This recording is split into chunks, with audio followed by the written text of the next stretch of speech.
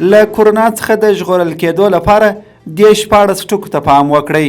لومړی، خپل لاسونه د 20 ثانیو لپاره څو ځلې په صابون او اوبو پرېمنځئ. دوهم، که اوبه او صابون نه لرئ نو هغه ضد عفوني چې الکول ولري ګټه ورڅخه واخلئ.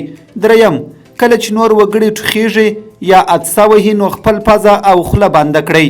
څلورم، له وحشي او اهلي حیوانات سره په اړیکه کې مه اوسئ او ځان ځنې لرې وساتئ. پنځم، کوم کسان چې د انفلونزا ناروغۍ نښې لري مه ورنږدې کیږئ.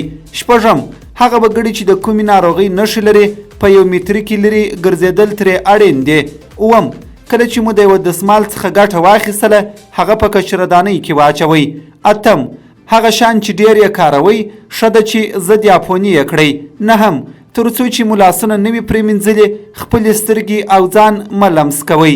لسم، یو بار مصرفه دستکشې تل له ځان سره ولرئ.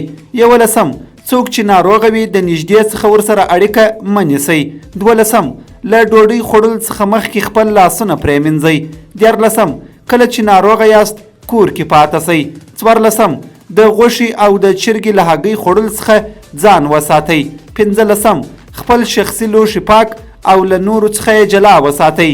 14، په کوم ځای کې چې بیروبار وي له ماسک څخه ګټه واخلئ او د مخ مچولو یا لاس ورکولو څخه پرهیز وکړئ. تر اوسه هیڅ داسې واکسین د دې ویروس لپاره نشته، نو له دې ناروغۍ څخه د ځان ساتلو لپاره همدا لومړنۍ لارې دي.